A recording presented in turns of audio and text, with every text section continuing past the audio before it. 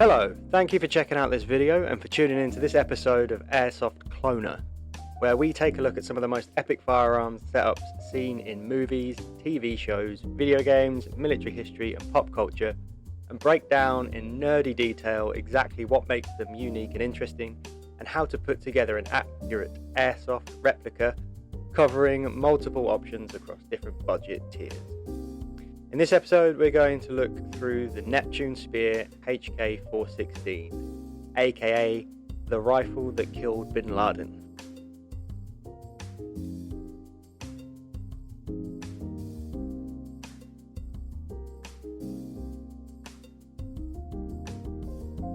The HK416 is one of the most prolific fighting rifles of modern times, developed by German arms innovators Heckler & Koch, side by side with Delta Force operator Larry Vickers in the search for a more reliable, robust and durable alternative to the short Colt M4 CQBR rifles used by US Special Forces. The HK416 cemented its place in history when used by Navy SEAL teams, particularly that of DevGru Red Team member Rob O'Neill in the Operation Neptune Spear raid that ended the life of none other than Osama bin Laden. Surprisingly, not much information is widely available online from any first-hand accounts of the exact rifle setup used on the raid. I would have thought that Rob O'Neill himself might have done countless specific interviews on the topic and the rifle that he carried and how he has it set up, but unfortunately that doesn't seem to be the case from what I can tell, unless I'm looking with my eyes closed. However, from pictures of him during his service and around that time, it's possible to get together the bits and bobs for a fantastic looking accurate representation of the rifle that killed Osama bin Laden.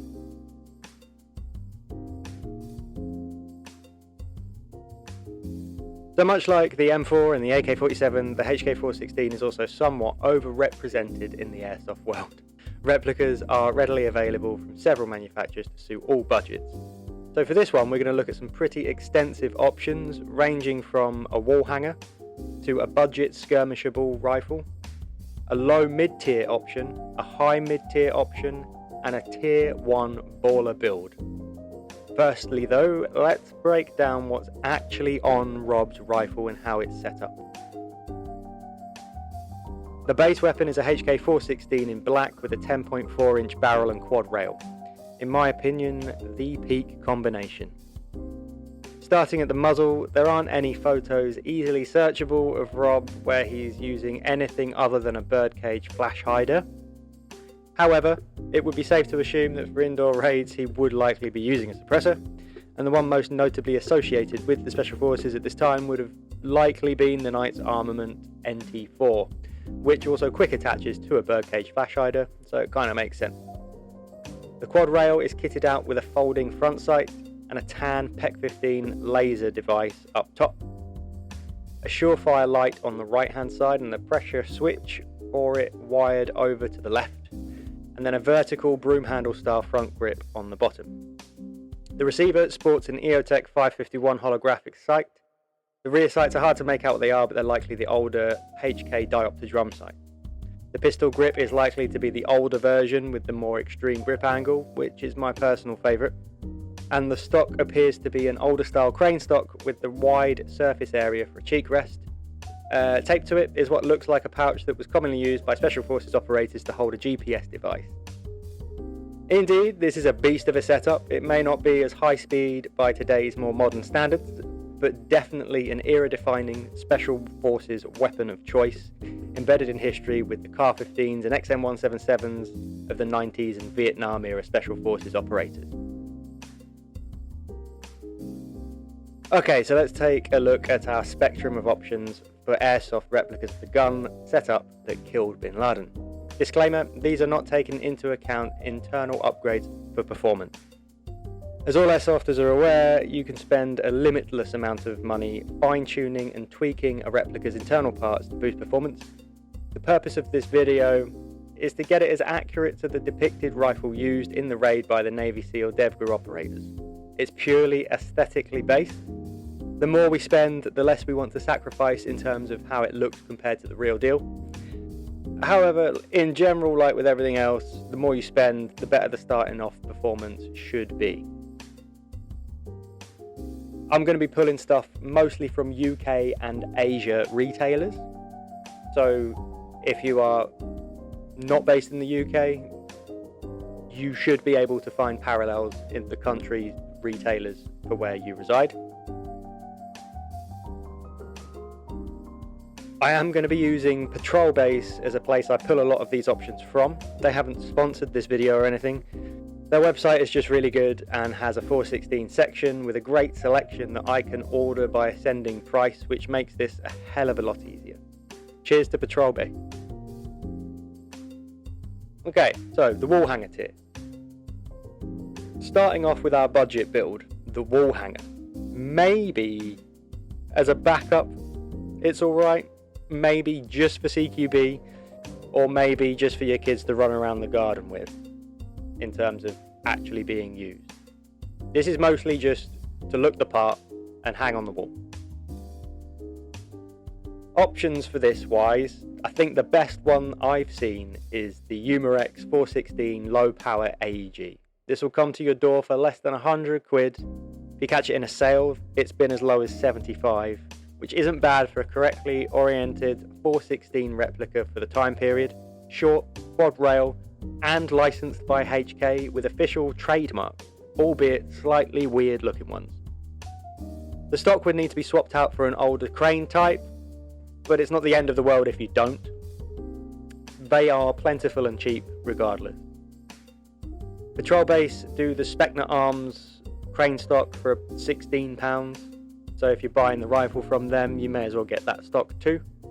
The pistol grip is going to be the only real sacrifice aesthetically, but I don't even think you can swap the pistol grip on this low budget model, just because I think it's constructed of sort of a clamshell design with two halves. It's probably not worth the effort more than giving it a taped up look with some £2 black cloth tape to sort of hide the incorrectness. The rear sight is passable. It's hard to make out from the photos what Rob actually had, and to be honest, they'll likely just be kept folded down anyways. For an EOTech, there are a number of routes. For this, we can look at the cheapest. Currently, 551 replicas can be found on Amazon for around 20 quid. You can get them on AliExpress with all the trademarks and stuff, again for around 20 quid. For the PEC box, we could just use a dummy one that's just like an empty box that you can store batteries and sweets and tools and whatnot in. But I think even a wall hanger deserves a cat toy. So let's find one that actually does something.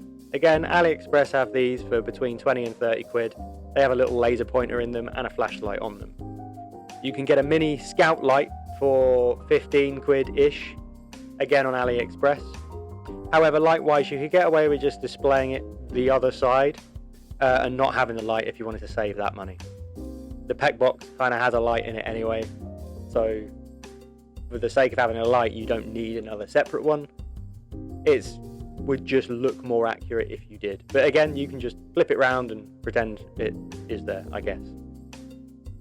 The magazine that it comes with looks a little bit whack. It's too short. I recommend replacing it with something longer. Again, mags are cheap and plentiful. A Umarex branded HK1 would be spot on, but as long as it's like a metal Stanag type one, you're good.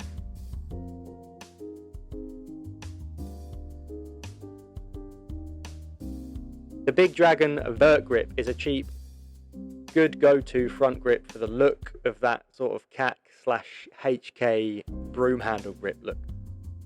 To complete this beauty, a suppressor is all that's left. However, the replica doesn't have a removable flash hider, so it would have to be a QD one to the birdcage, and because it's not spec'd correctly, may need some extra shimming with some tape to retain it. That obviously will get covered up by the suppressor, so really as long as it goes on and stays on, you're fine. The cheapest NT4 like option in Airsoft is the Big Dragon Knights type, but you'd probably be better off budget wise just getting something similar or second hand, or something that QDs like the Matrix M4 QD suppressor here. And there you have it, the wall hanging slayer of Osama bin Laden complete. Of course, this build could be done with the same but a little bit more skirmishable if the base gun was the next one up on Patrol Base. The S&T ST416D ETU model is a good option for that. However, I'd recommend getting some of the transfer logo stickers just to get the correct trademarks on there. The benefits of this base model also include the correct stock, the more accurate grip, the harder duty externals, removable flash hider and the correct sights, as well as the better internals, all that for not that much more money. Okay then, so what's the point of the next tier, the budget skirmishable tier? You want to be able to skirmish it, but it's not going to be your main gun. You're not willing to pour loads and loads of money into it. You need it to be a bit more robust than just the wall hanger. Do bear in mind, however, that this is Airsoft and it's not exactly going to be cheap. We'll try and keep the overall bill down to below £400, including all the accessories, which is, for Airsoft, a budget skirmishable gun. Okay, back to patrol base. There's a lot of options in this budget category. However, remember, the more we spend, the less we want to budge on aesthetics, and a lot of them have a different style rails, receivers, stocks, etc. The most spot on one by the looks of it is the Evolution E416 Carbon Tech. So this sports some nice CNC aluminium parts, but keeps the overall cost down by utilizing their, quote, Carbon Tech polymer receiver. So it's plastic, but it's more robust than other plastic guns. It looks good, and it's nearly there already. Accessories wise, we'll just stick with what we used on the wall hanger to keep all them costs down. The stock will swap out for the S&T crane stock, and actually we could probably sell the more modern one that it comes with for another 15 quid or so that would kind of make up that cost. You want to pick up some of them metal mags from before. I'm not too sure if P-mags were used in the raid, and they are not the ones that are pictured on Rob O'Neill's rifle. The Amazon or AliExpress EOTech optic is perfectly adequate. However, if you're playing in the dark, you might struggle to see through it because their lenses are actually tinted quite dark. The front iron sight may want to be swapped out for a flip or folding one. HK416 laser, AliExpress, Surefire Scout Light, AliExpress. It would be cheaper to buy these together as a set, but if you do, you can't mix and match the colours, and Rob O'Neill's had a tan pec and a black flashlight. Foregrip wise, that cheap broom handle one from before will more than do. Clip on that suppressor from before, and bam, you're good to go, hump bin Laden, or at least solo clear your mum's basement when no one's home. So totaling that one, gun about 290 quid, optic about 20 quid, light and laser around 30 to 40, the grip is 4, the stock is 15, the suppressor 35, you're looking around 384 to 394 pounds, plus the cost of a few extra mags. Not bad. Again, Airsoft is expensive. If you came here thinking you could spend 100 quid on something and be good to go, you are wildly underestimating this absolute money pit of a hobby, or just seriously kidding yourself. You can always cut down on costs by ordering stuff from overseas. Just bear in mind, depending on what it is, it will cost more to get it to you. You can also save a lot by using secondhand forums, but I recommend you stick to the well-managed ones like Airsoft Forums UK to avoid scammers, and never ever use the WhatsApp buy, sell, trade groups. They are an awful place. Okay, the next up, the low mid tier. So for this level, we're going to start off with a similar or even the same base gun, but for the sake of variety, we'll pick the next closest thing. The Spectre Arms PA20 or SA20, can't remember. Now at least we have a full metal replica. However, this time the budget is going to bulge a bit more around the accessories. We want some better bits and bobs. We're also going to look at some of the finer details of Rob O'Neill's setup. There is another route you could go. I would not recommend it for skirmishing, but you could branch out into a much more realistic gas blowback platform here, if performance isn't a concern, or maybe the low mid tier for you is a nice realistic display piece. Consider the WE416D, or the 888 as they for some reason call it. The receivers are blank, but trademarks can be added with overseas retailers or just bought as transfer stickers and applied. They come configured as 14.5 barrels, but it is an extension piece that's removable. So everything in front of the front sight gas block is a bit that unscrews. It just may have a long inner barrel that you'll need to cover up with your suppressor. Okay, so let's start with that stock. No need to splurge here. It is what it is. If you do the WE gas blowback rifle, you'll want a mil-spec one instead. but the WE crane stocks, from what I remember, are actually very good quality, because WE's plastic moulding is probably the best part of everything they do. What we are going to look at here is the pouch and the GPS attached to Rob's stock. It's believed to be a Garmin GPS 401 device, and it looks like it's sat in a coyote brown pouch that's strapped around the stock. It could be a multicam one that he's taped over. It could just be a bad photo of multicam.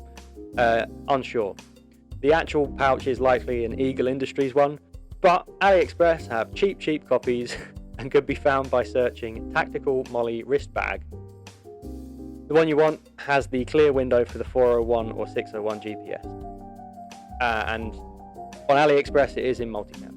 You can dye it or tape over it, whatever.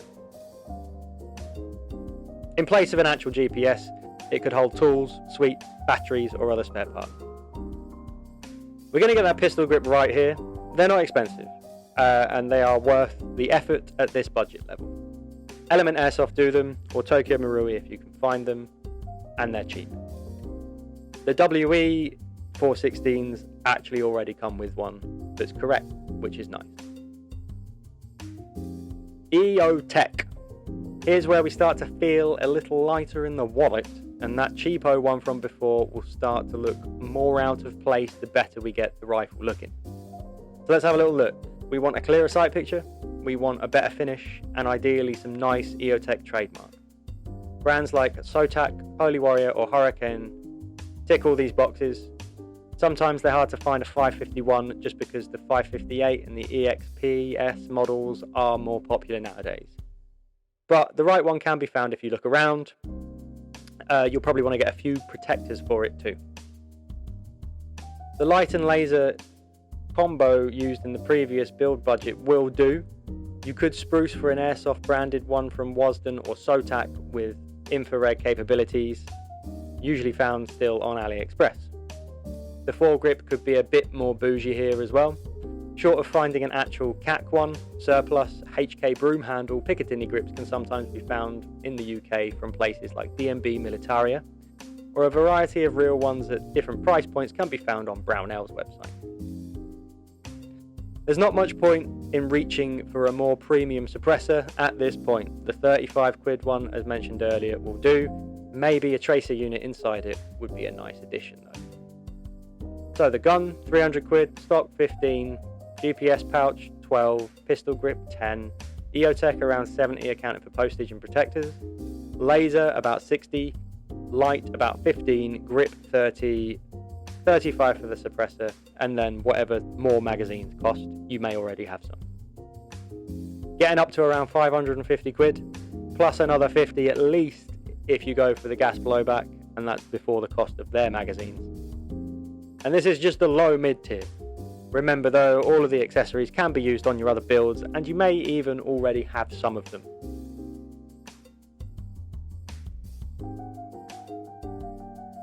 Alright, the high mid tier. This is where we can have a bit more fun, splash out a little more. Maybe this is going to be your main primary weapon system, so you want all of the bells and whistles. In this tier we have two paths, electric recoil or gas blowback. On the electric recoil side, we have the Tokyo Marui NGRS HK416 DevGru. Basically perfect as it is. On the gas blowback side, we have two choices, both of which are fully licensed by Hector & Koch through Umarex and sport all of the trademarks. One from VFC and another from SEMA.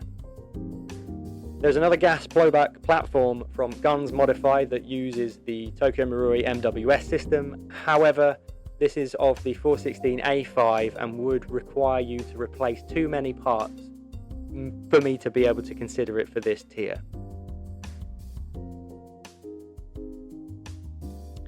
There's also another route you could take using a standard AEG from VFC, and although licensed by Umarex and very good looking, I really can't recommend these based on what I've seen.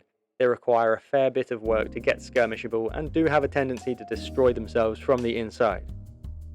Okay, so starting with that lovely Tokyo Marui next-gen recoil shock system. As stated before, it's perfect. It just needs some of the accessories. But even having said that, it comes with a QD suppressor, a foregrip, correct grip and stock, Personally, I would swap the suppressor for the CAC one, a nicer quality VFC replica of that. But as there are lots of different suppressors used, I am sure that the one that it comes with is perfectly suitable and fine to use too. I'd probably swap the rear sight out for the older HK drum style one, and then all you really need to add is that GPS pouch. Both the SEMA and the VFC 416Ds would need their pistol grip swapped out, as well as the stock. They don't come with a foregrip, so the one from Brownells or a nice CAC style Repro one would do. This is the tier where we can really start to push the boat out on the optic, and a real EOTech 551 can be picked up surplus for around £250. It will last forever, and add a wicked, rugged, war-torn aesthetic to the build. D&B Militaria have these a fair bit in stock, as well as other military and police surplus shops like DWS UK.